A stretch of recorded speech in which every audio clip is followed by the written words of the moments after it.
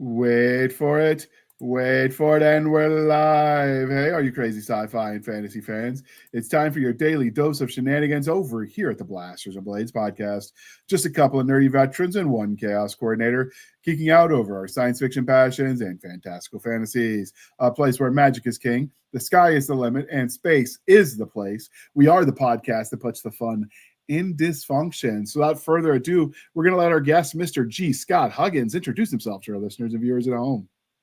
Hi, I'm G. Scott Huggins, and I have been writing fantasy and science fiction since the 20th century, which I barely got published in time for that. So yeah, I'm the author of the Responsibility series from Chris Kennedy Publishing, most recently the Wishkiller saga from Canon Publishing, and the self-published James and Harriet saga. Also, many short stories. Did your website say you were published by Baen for something as well? Or was that one of the No, I was not published. Well, I have had short stories published by Baen. Baen has so far not taken me up on any novels, but I am the only person who has ever won both the Baen Fantasy Adventure Award and the Jim Baen Science Fiction Memorial Award. So there's that. Oh, okay. That's what it was. I wasn't understanding. That's cool. What stories won those awards? Well, for the Fantasy Adventure Award, it was called, The Human Slayer was the title. And Human Slayer is actually set in the same universe as my Responsibility series. It sort of shows how humans and dragons began to get along in that series. So I really did enjoy the chance to write that. And then the other was called Salvage Judgment. And it's a story about humans who have been modified to be able to live in the vacuum of space and the problems involved in asteroid mining. So, asteroid mining adventure. How did you modify someone to breathe in an oxygen-free environment? Well, they don't. You cannot modify someone to breathe in an oxygen-free environment. What you do is you use nanosurgery to replace their skin with what is essentially a positive pressure suit. And with that, with those modifications and a number of other ones that I'm very much just sort of spitballing here, they are able to work in outer space with essentially modified scuba gear so that they can breathe. Okay. That skin would make replicating children may be difficult for the acts required. Yeah, well, there's actually that has been thought of. Roughly speaking, you cannot be born as one of these humans. Yeah, they can still reproduce, but what they produce is normal humans who have to go through the same nanosurgery as they get older. Okay. Interesting. Is that something you're going to write more stories in that world, or was that just a one-off? No, I actually have written a couple of other stories in that world. In fact, the one that won was the third story that I ever wrote for that world. And the others were published in various anthologies. So those were a lot of fun. And I am, in fact, working on a novel set in that universe right now. Cool. I'll have to come back and talk about that one. All right. So before we do get started, dear listener, I have to tell you how we found him. And his publisher reached out. Well, I don't know. Is Dan Kemp, is he just another author in the publisher, or does he work for them? Dan Kemp is another author, and he's an awesome guy. And so he writes the Athenium series, which has been very successful for Canon. Dan, I don't believe works for Canon as such, but he certainly does write for them, and I'm very grateful to him for giving me some boosts out there in writer land. Okay, so before we get started, we do have to do the religion question. So are you ready for this? Yes, go ahead. All right, Star Wars, Star Trek, or Firefly? Okay, I'm going to go with all of those. Those are all fun. Okay. Is there anything about them that speak to you? Let's see. Star Wars is for the mythology.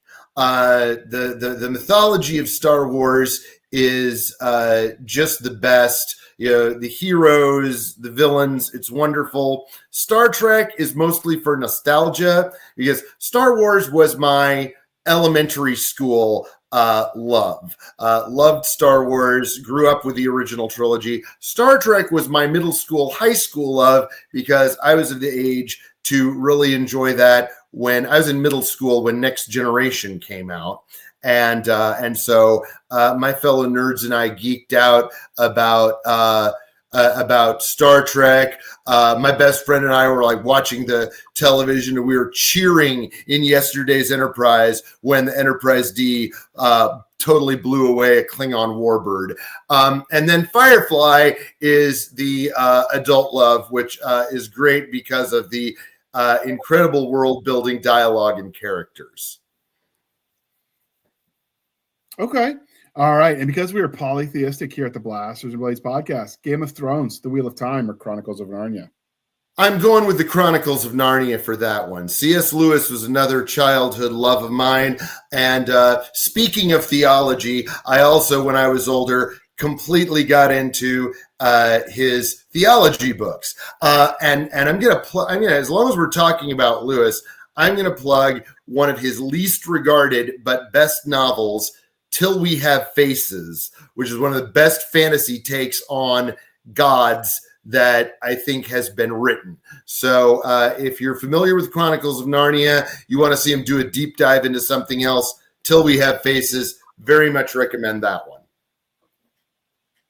Okay. So one of the crying shames of adulthood is as we grow up, people stop asking each other the important questions. So we are bringing it back. But what is your favorite dinosaur? I'm going to go with another childhood favorite. That's going to be the Triceratops. Triceratops is the baddest ass plant eater that's ever been. It's like a rhinoceros, only better. Okay, that's a good answer. Triceratops and Stegosaurus are the best answers ever. Everyone goes T-Rex, but that's kind of basic. Go with Stegosaurus. Go with T-Rex. I gotta say, I like Stegosaurus simply because a Stegosaurus has a Thagomizer, and what could be better than a Thagomizer? So, very close second place for the Stegosaurus. And that's the Far Side Comics. Yep, that's right. And it's the dream of everybody to find some unnamed thing so we can name it just because. Absolutely. Of course, it helps if you have the kind of reach that they did to make it happen. I'm sure that didn't hurt. Yeah, it really helps when you're as popular as Gary Larson on the Far Side. Oh, speaking of parts of my childhood. Absolutely. They used to do the one a day calendar where you get the comic a day as you flip through. I used to have those calendars all the time. And I'm the kind of person who buys. One of my hobbies on the side is collecting old comic strip books. So yeah, I have the complete Far Side in the big big cloth bound edition, and that is definitely a prized possession of mine. Awesome. All right. And because we are civilized human beings here at the Blasters and Blades podcast, we are no longer knuckle-dragging troglodytes. Coffee or tea, and how do you take it? I take coffee, no sugar, and cream. Okay. One of the best gifts I ever got this last Christmas was a Burr coffee grinder. So now I can grind my own from whole beans every day. Much better than the Blade coffee grinders. Definitely worth the spot on my Christmas list for that. Nice. Is that something you make sure you have time to use? Because, some people buy those kind of gadgets for their coffee and then they never use them. They still go and get it done at the store.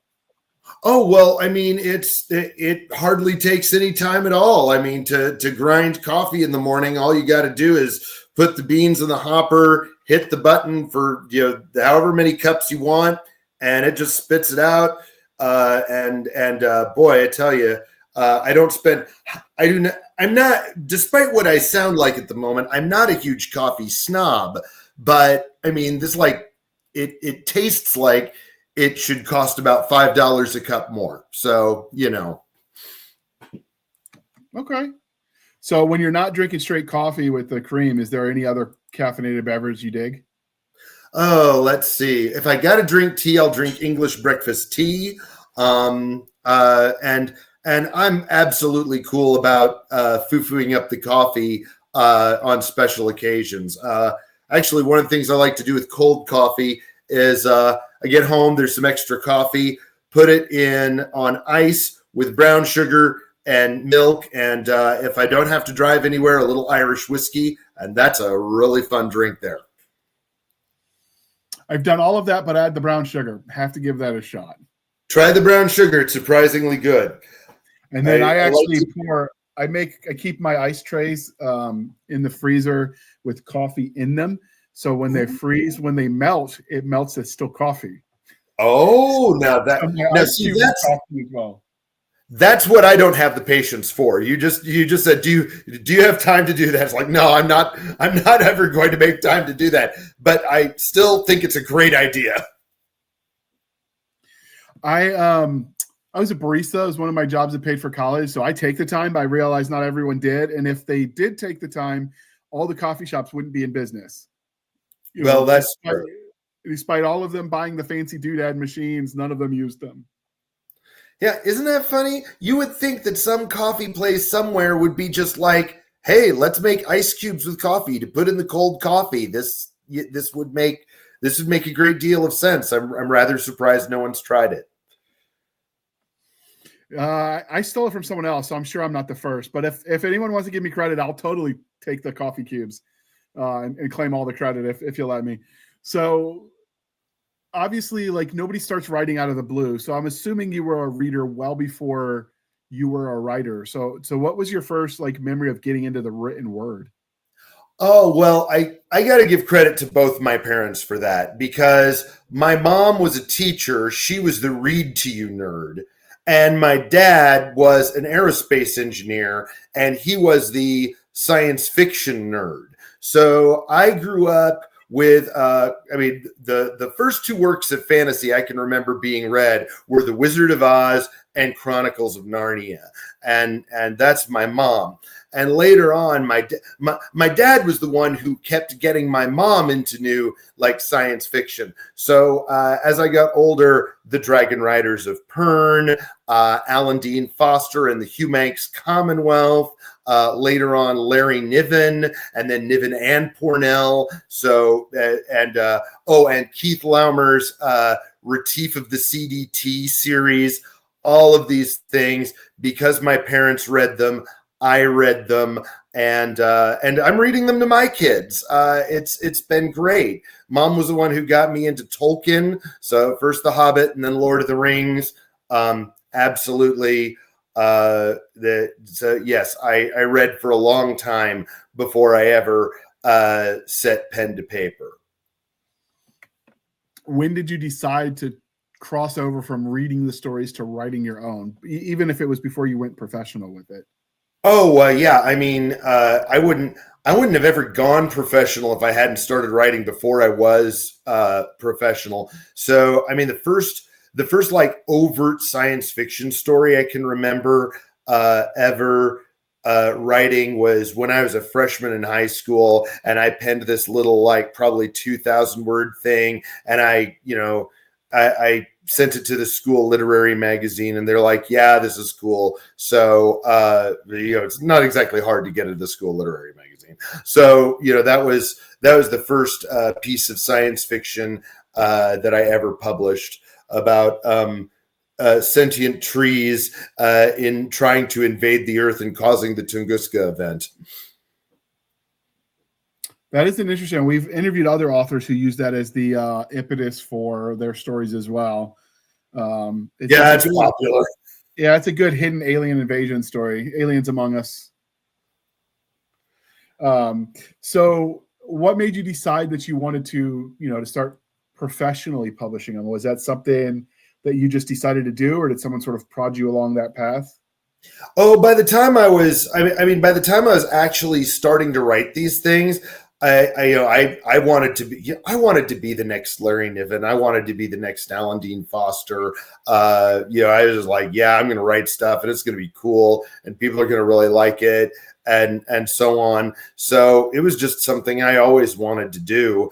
So the first time I got published was Writers of the Future, 1999. They bought a story that won second place in one of the quarters.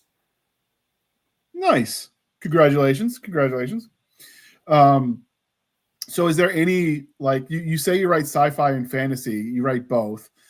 Is there any kind of unifying theme when you're writing, or is it all over the place? Ooh, that's a good question. I mean, I guess I would say that it's almost easier to say what I don't do. I mean, I'm not a believer in. I'm not going to be writing dark nihilistic fiction. I like dark, but there's always a light in the darkness somewhere, and that's why the darkness exists in some ways, is to make the light brighter. So yeah, there's tragedy, there's bad places in my fiction, but there's a reason to keep going always. That's the closest I could get to a theme. Okay. So for you, is it more the human story, or is it the grand scope of the adventure in the setting? Oh, depends on what I'm doing. There's always got to be a human element to the story, or it just becomes a little soulless. Like I'm going to bag on Isaac Asimov's Foundation, where you're just like, it's so big. Who do I care about here? And then, but I love world building. I do love constructing really, really big worlds, and now we have the writer cat joining us. So this is MacGuffin the Fluffin, and but in any case, the characters are in some sense why those worlds exist, and I love to make cool. Also gobsmacked by them. Okay. Is there anything? So we've talked a little bit about what you like to create, more generally speaking. Before we dive in more to the books that brought us, is there anything you look for now as an adult reader? Are you still reading the same kinds of things your parents read, or have you branched out? Oh, I've definitely branched out. I really do enjoy the large world science fiction. In some ways I've gotten darker than my parents ever would have. So I'm a fan of a lot of the stuff that S.M. Sterling has written, but alternate history and time travel, but also I just finished reading Brandon Sanderson's Stormlight Archive, and obviously that's huge. Let's see, what else? I did like Game of Thrones at one point, not so much now. I'm not going to go into all of that. I'm sure everybody who knows what I'm talking about knows about it. So yeah, I've branched out into a lot of things. Okay. I'm going to mention I really liked. I'm through 4 of the 6 books. Larry Correa's Son of the Black Sword, which is a really cool non-European science fantasy kind of world, and boy, he does a great job of sucking you into that world. It's great. So does that kind of content that you like when you read, is that what you look for when you watch like sci-fi TV series and movies? And I find that it's very difficult to find the kind of thing that I like to read in what I like to watch, simply because I mean, things like Dune and Lord of the Rings don't translate very well to the screen, and I'm always feeling like there's huge chunks left out that shouldn't have been. Let's see. What have I been into? I mean, my favorite. You know what? If the question you asked about religion, I'm going to go for a heretic answer and say, if allowed, I would have said Babylon 5, which is my favorite science fiction series that ever was, hands down. And it does age well. I mean, the graphics are kind of hanky, but the plot line still holds. Yeah, at least through the first 4 seasons it does. I feel like Dr. Evil, Well, Mr. Bond, if you force me to lose, I must say Babylon 5. Okay. Are there any worlds? So obviously, like, we all have the fandoms we love, the IPs we love. Are there any properties that you would drop everything for to write everything and write for if they said, hey, Scott, come write for us? Are there, like, for me, Stargate's one of them. If they said, hey, come write in Stargate or Skyrim, the Fallout universe, Elder Scrolls or Fallout, like, I'm stopping what I'm doing. Primeval. Ooh, I could see myself writing in Skyrim. That's great. Honestly, I think there's a lot of I think there'd be a lot of room for some interesting stories in the Dune universe, but I'm kind of a fan of the original Frank Herbert books and the old, not opposed but not ever fully approved Dune encyclopedia. So I would have really loved to have gone back and done that back when that was a possibility. Let's see. I mean, I would have liked to have written for the Star Wars expanded universe before Disney ate it, but that's I feel like there's none of the properties I would have been into for that are left. It's all been done, as the Bare Naked Ladies said. Or they didn't get enough airtime. Like, so Primeval, it didn't last. It was popular when they canceled it, but it's just too expensive to make back then. Or are you familiar with that one? No, I'm not. But now that you talk about cancellations, I mean, I would have loved to have written in the Firefly universe. That would have been fun. Yeah. So Primeval, the idea was that all of the monsters and myths of lore were actually just dinosaurs coming through time anomalies and then going back. So like Loch Ness Monster, Bigfoot, all of that. And there was this basically FBI type organization, X-Files type organization. This job was to kind of guide the creatures back across so that way they didn't and clean up the damage. And then, of course, it starts getting out of whack as the time distortion. It was popular. They had a Primeval that was set in the UK and then one that was set in Canada. But like I said, they were just too expensive to make. And same with Terra Nova, also a good show about dinosaurs. I heard about that one. It was really good, but it was just too expensive to make. And of course, it was Fox Entertainment, where good shows go to die. Oh, yeah. Yeah. So, okay. Well, we're going to pause for a moment while we shamelessly show for the man, and then we're going to come back and we're going to talk about your books. Awesome. Thanks. Marked for death, brothers Kildare and Zidane must complete their journey to the volatile city of Galance. Beset with adversity, the pair are forced to rely on a reluctant ally in the hope of finding a way to save humanity from a fate worse than death. Should they arrive in time, the pair must overcome the Blood Watch, a squad of the deadliest swordsmen the world has ever seen. Unknown to the brothers, an assassin waits for them in the shadows, one who has sworn an oath to end their line forever. Orchestrating it all is Eliphas, the most powerful magus seen in centuries. Broken by the gods, Eliphas is bent on wreaking vengeance upon the world. The Raven and the Crow, The Grey Throne.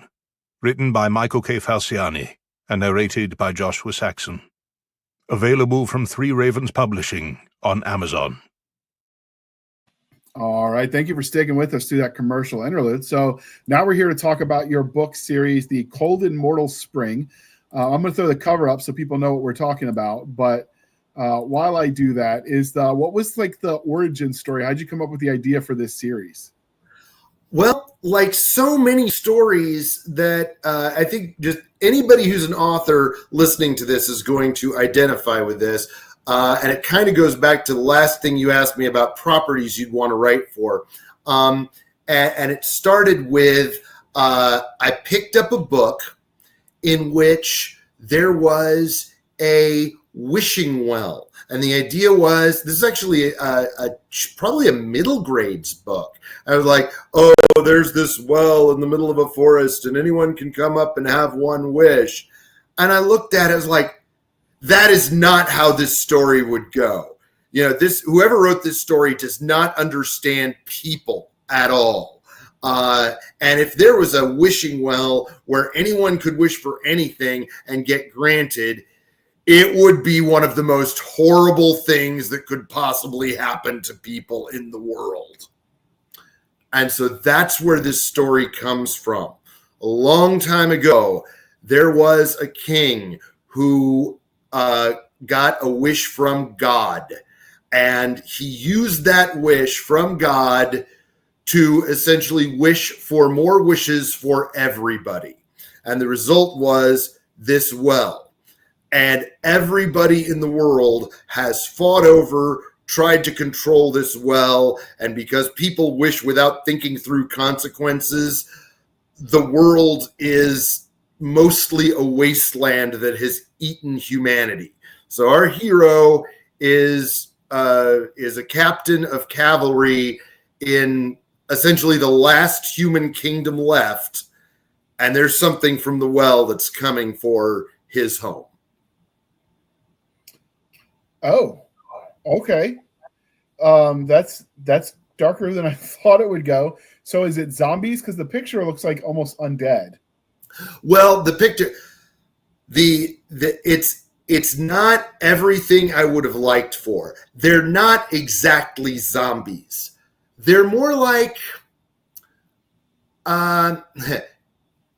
if you can imagine a drug that was addictive. And also the moment you started taking it, it took root in your body and gave you cancer and turned you into a raving addict. That's what they are. They are not undead, but they share some attributes of undead. Okay, and the drug they get from the well then, is that correct? Yeah, the drug is transmitted by a plant that is, imagine if you had a plant that you didn't have to refine into a drug. You could just get the high by grabbing a leaf and eating it, and it grew like kudzu. Then you've got the lotus, and that's what the lotus does. Oh, so burn it with fire is no, because then you're breathing it.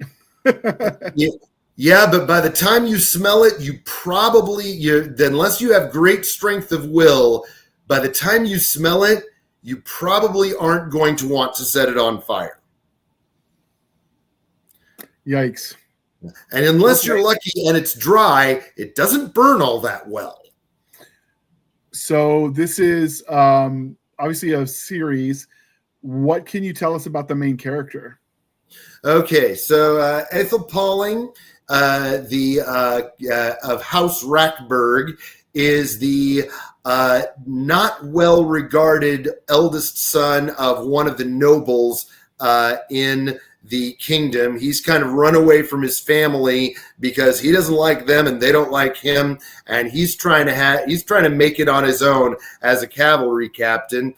And the reason he's important is he is the first person to discover that the lotus has taken root in the kingdom. The people of this kingdom ran away to their new to this sort of island nation, and they were running away from the lotus, and they thought they had escaped for about 300 years. They had escaped, and now it's finally found them. And so he's trying to rally the kingdom to be like, if we all act together, we can destroy this thing before it's too late. And that's really where the first story starts. Is the lotus flower, is it sentient? That is an interesting question. And that's all I'm going to say about it. So spoiler zone. Okay. So obviously, is this set in like a second world, or is it Earth? Yes, this is a secondary world like Middle Earth. It's or Roshar or any number of places where there are humans, but it's not planet Earth. Okay. Now, are the animals affected by the Lotus? So, like, I'm noticed he's a cav officer, so they're riding horses, and horses, you know. No, it is a human-only weapon. Okay. Can someone who's been infected by the Lotus come back, or is it a one-way ticket? Far as anybody knows, it's a one-way ticket. The more you eat, the faster it'll kill you. So if you take a mouthful and people can keep you away from it, you could last maybe as long as a year before it just grows enough in your own body to kill you.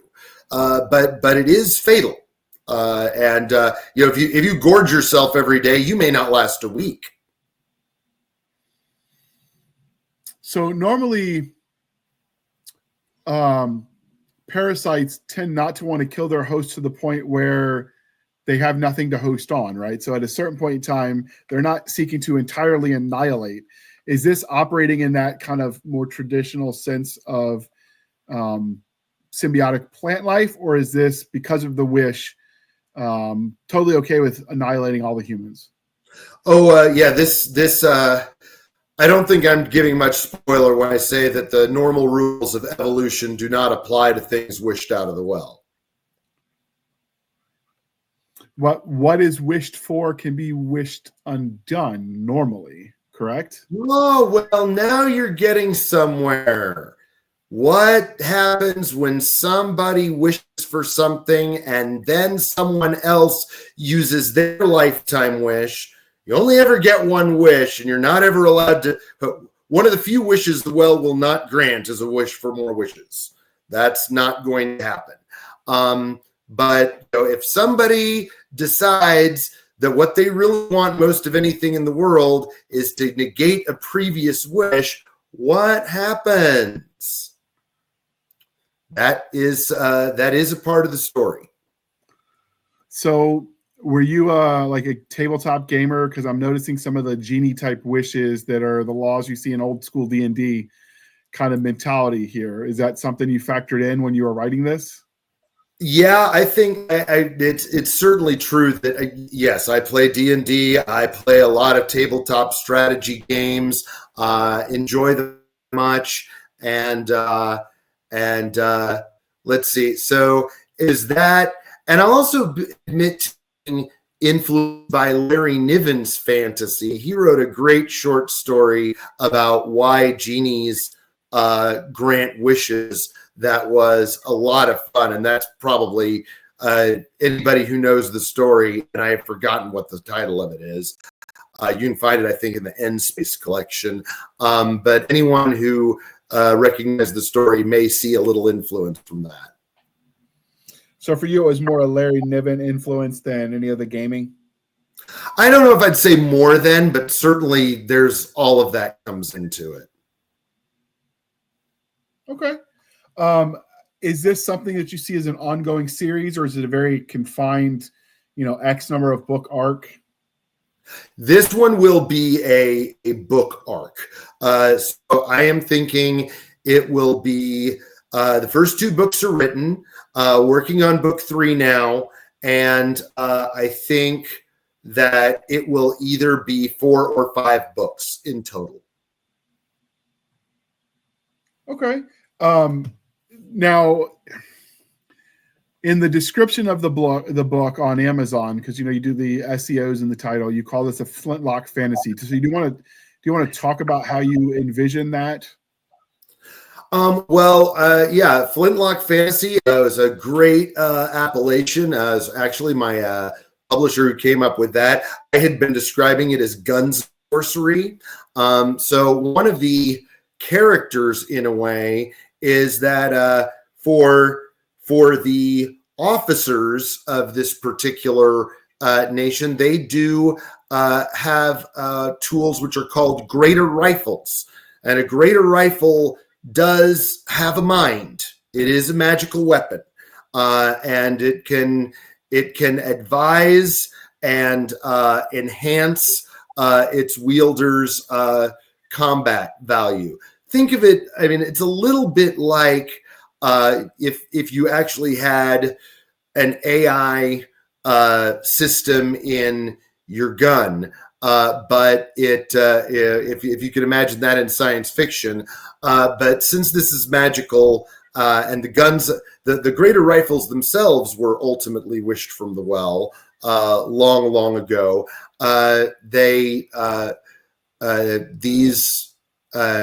These weapons are highly treasured. So the weapons themselves, are they truly sentient? Again, we come back to that, or are they just sort of nudging along because of the power of the magic inside of them? Do they have personality? Well, now that is another very interesting question. Did they actually wish beings into existence? So yeah, that's another thing that is explored, shall we say. Okay. So you've got sentient, maybe rifles, a sentient, maybe plant, got to read to find out. Horses unaffected by the plant. Are there other like mythical creatures? Because when you look in the cover, if you zoom in to the top over this tower, it almost looks like, I can't tell if that's a dragon flying up there or just, smoke from the castle. It's kind of unclear, maybe intentionally so. So in this world, are there more than just the plant and such? There is much more than you will see in the first book.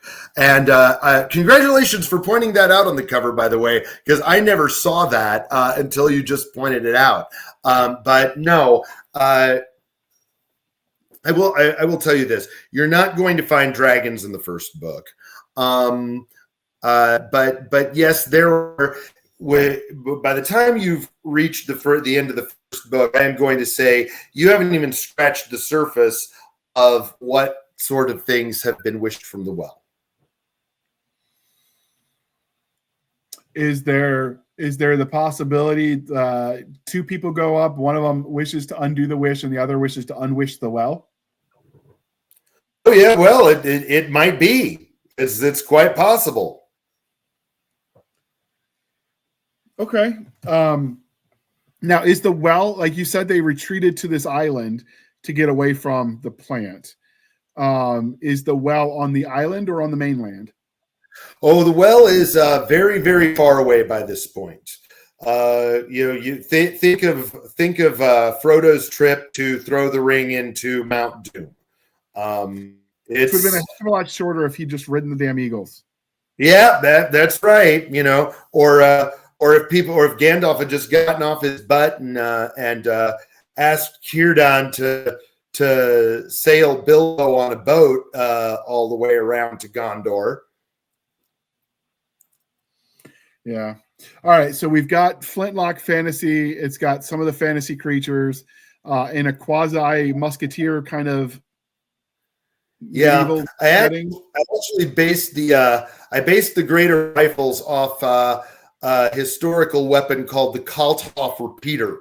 So it does actually fire more. A greater rifle can fire up to 10 rounds without a very long reload. These things were actually made. They just never because Kalthoff didn't have access to any sort of divine magic. His guns were not terribly practical. Mine are. Okay. Are there, what other technology can we expect from the setting? Are we still talking like armored swords and shield, that kind of thing? Well, if you want an idea of the general technology level, it's probably going to be around American Revolution, Napoleonic Wars.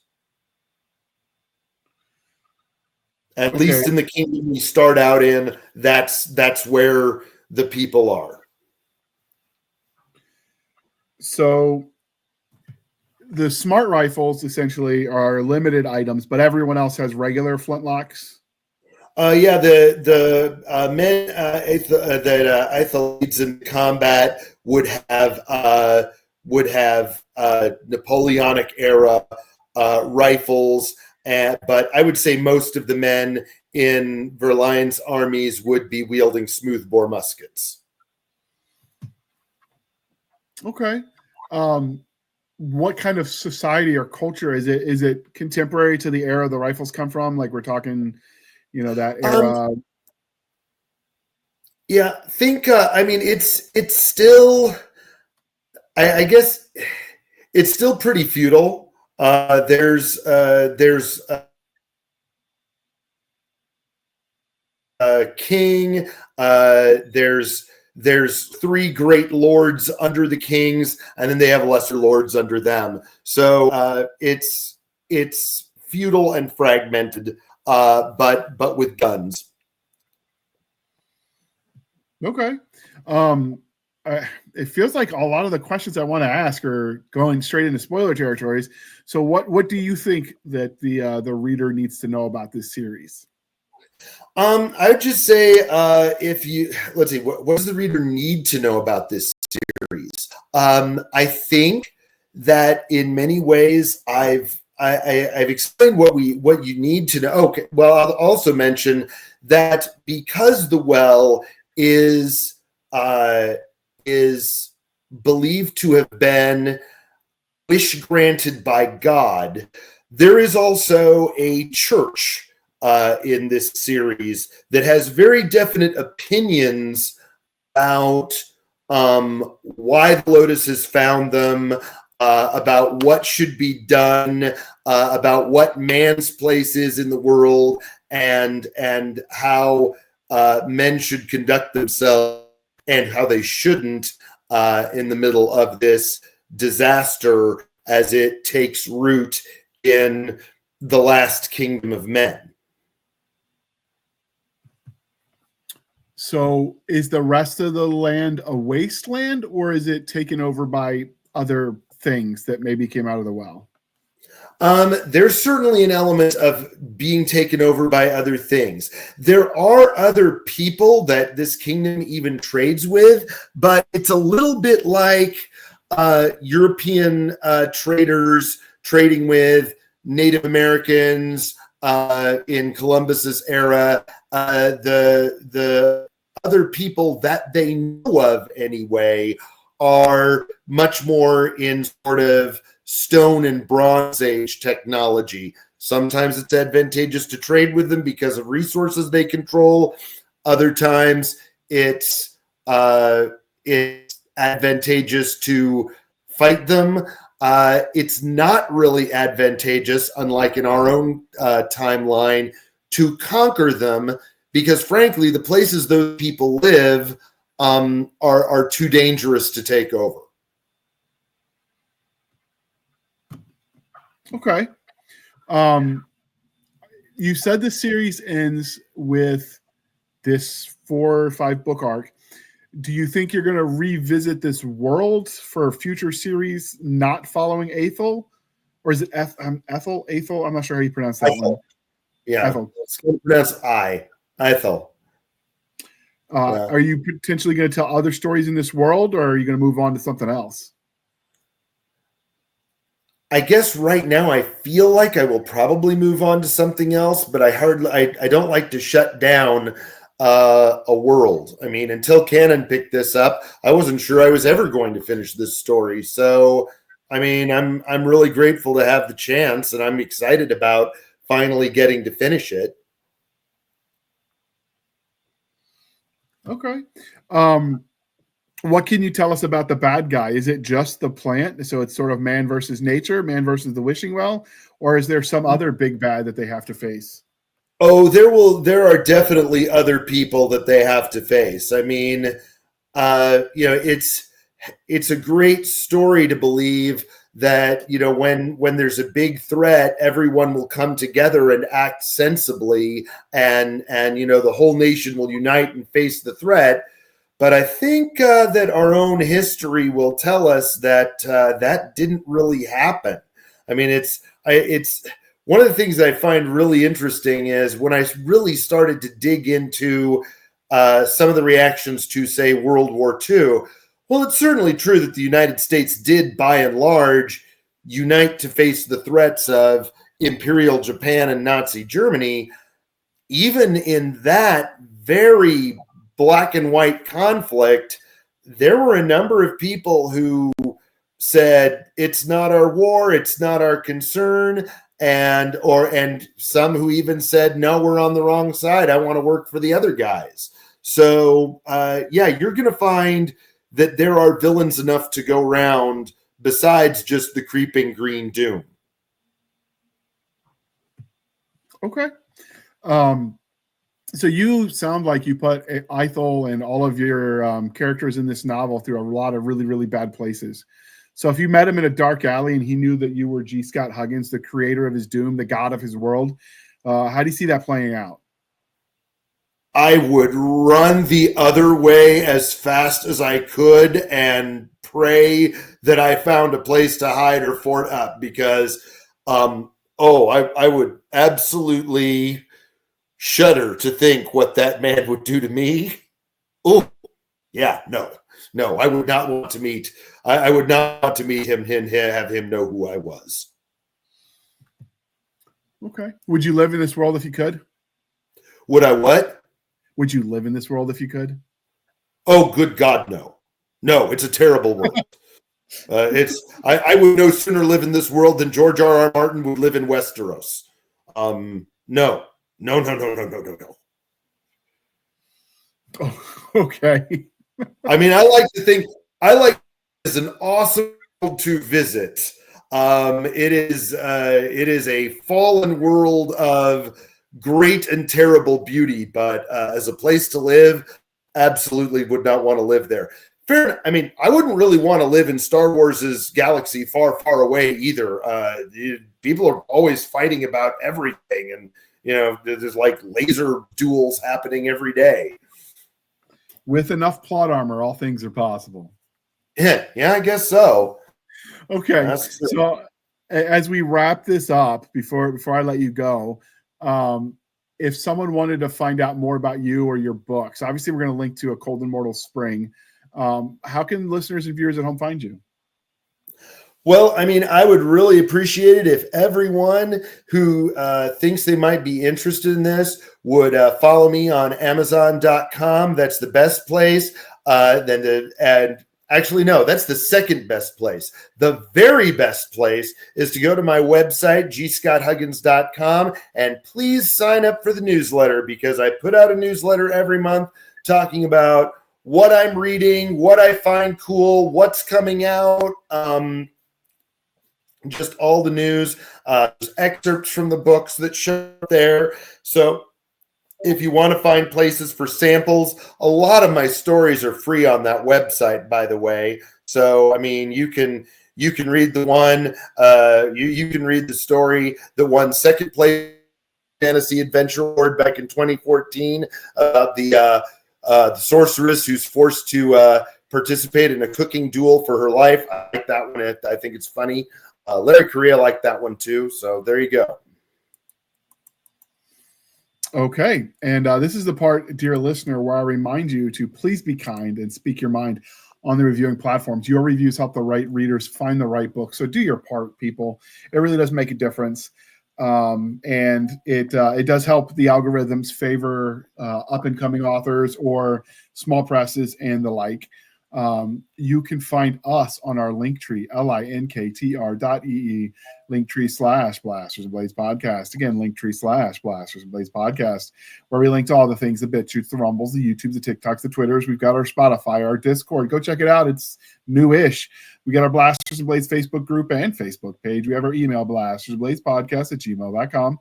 Again, Blasters and Blades Podcast @gmail.com for professional purposes only, people. Save the shenanigans from Stabby Stab over there on the Instagram, Twitter, and the email. Be sure to go to buymeacoffee.com/author J.R. Handley and support the show. These episodes aren't free to produce, and every penny helps, so we greatly appreciate it. Again, buymeacoffee.com/author J.R. Handley.